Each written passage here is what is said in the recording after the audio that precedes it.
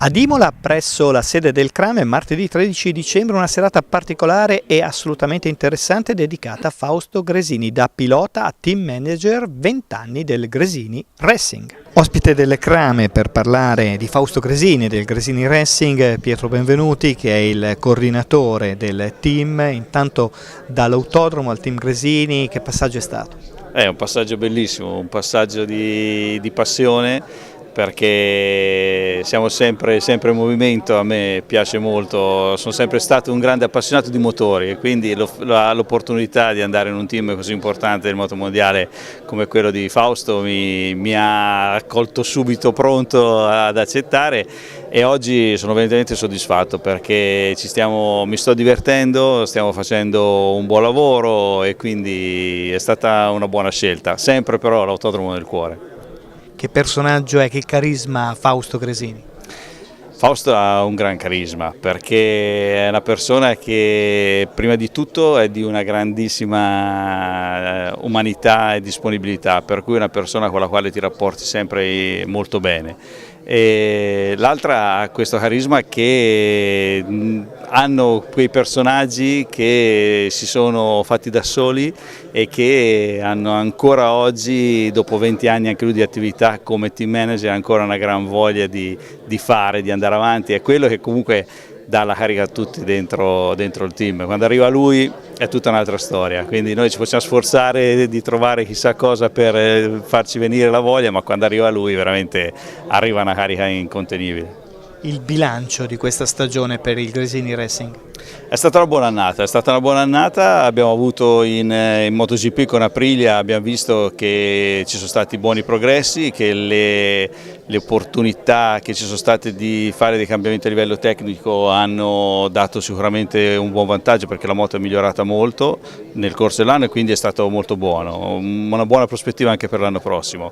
In Moto2 con Saint-Lô abbiamo lottato per gran parte del campionato per essere nelle prime posizioni e ci siamo rimasti, quindi direi che è stato buono. Forse ci aspettavamo qualcosa di più, comunque è stata una buona annata. E poi abbiamo avuto una bellissima annata in Moto3 perché abbiamo avuto un Enea Bastianini che si è confermato vice campione del mondo, quindi ha confermato il suo valore e il suo talento, e poi un Fabio Di Giannantonio che è la nostra promessa, che come rookie è stato veramente in gamba, è arrivato secondo al primo anno, quindi siamo molto soddisfatti. Siete contenti? E il CRAME questa sera è come essere a casa, è a casa? Io devo molto al CRAME perché fin da quando sono arrivato col presidente, con Bruno Brusa, ho sempre sentito una famiglia intorno a me, perché da quando mi hanno raccontato cos'era il CRAME, come si faceva, e finalmente ho potuto viverlo dal vivo, sono state persone veramente tutti come padri. E quindi per me venire al CRAME è veramente un momento di relax, veramente bello, e soprattutto ho fatto delle serate qua con personaggi del mondo dei motori eccezionali che mi porterò sempre da appassionato nel cuore, ed è sempre un momento bello perché ti aiuta a riflettere quando senti le storie di campioni o di ingegneri o di personaggi del mondo dello sport, perché alla fine il nostro mondo non si è evoluto molto dal punto di vista diciamo della passione. La passione è sempre quella, che sia 50 anni fa o oggi, sono cambiati i mezzi, però la passione è quella, e quindi quando ti confronti con uno che ha vissuto la sua stessa passione 20-30 anni fa, trovi tanti spunti anche per andare avanti e per poter ritrovare la forza di fare cose che altrimenti non faresti, quindi è una bella scuola il CRAME. E qui si possono raccontare anche le cose che in TV non si possono dire, cioè anche, diciamo, i momenti bui della stagione.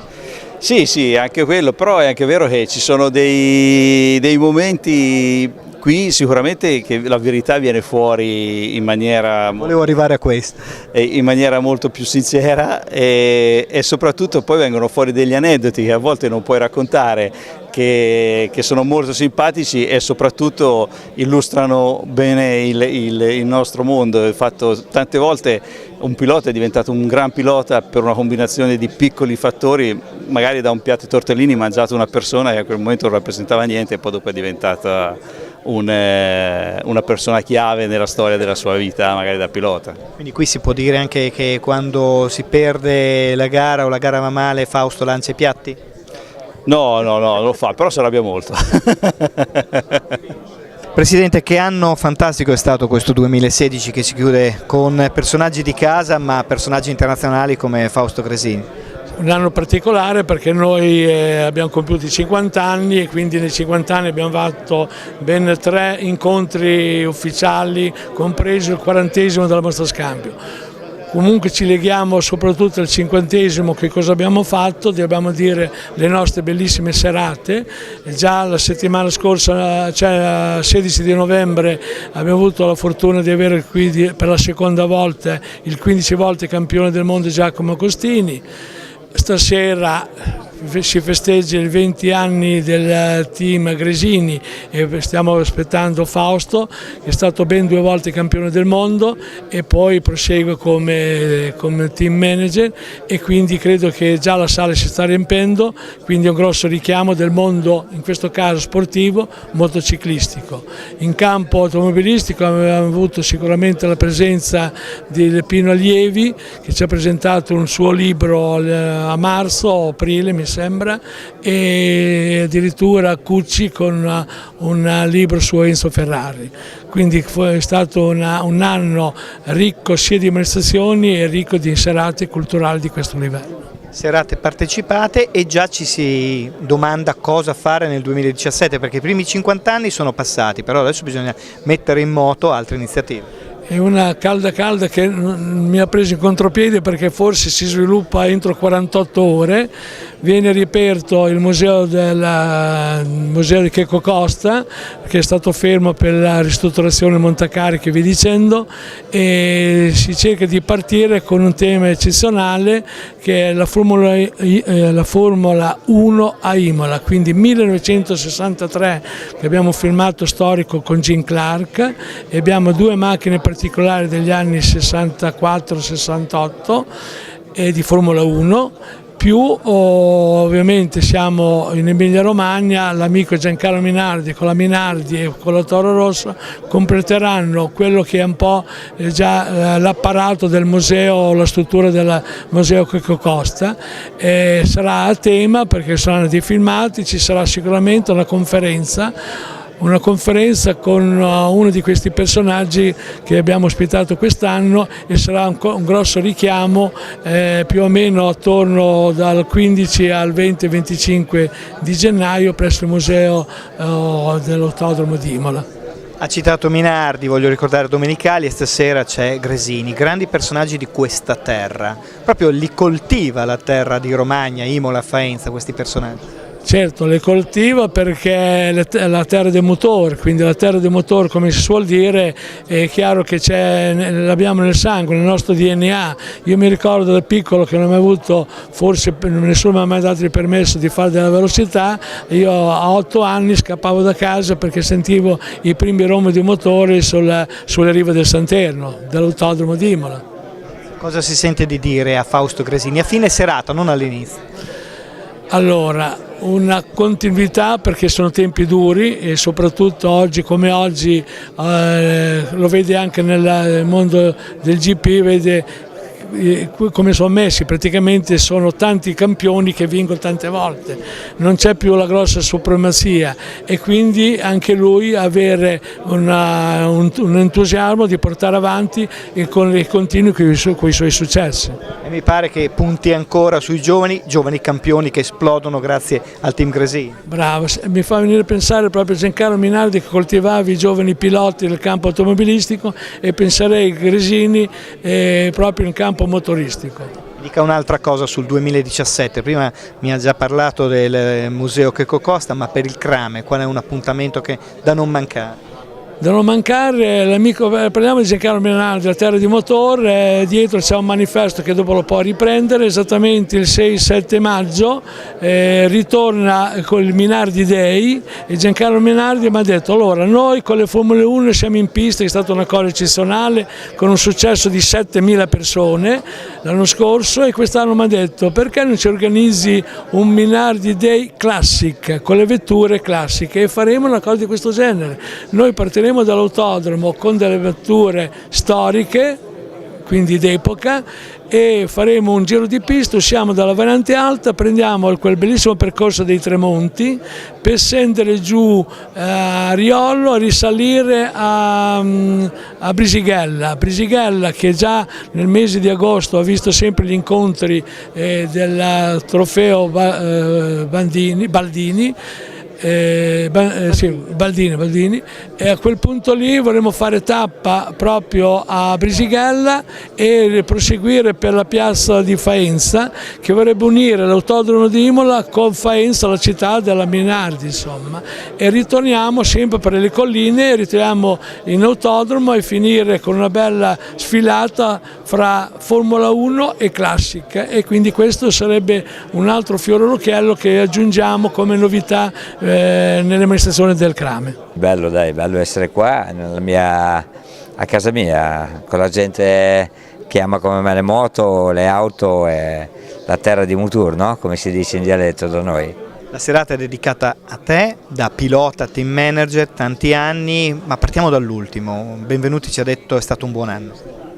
Beh sì, devo dire che è un bel anno impegnativo, perché fare tutte e tre le categorie è veramente molto impegnativo, però beh, quello che sento dentro, cioè la passione che mi spinge a fare tante cose, quindi è come non averne mai abbastanza, no? Quindi sono veramente molto impegnato, però è una cosa che mi dà molta soddisfazione, che mi piace.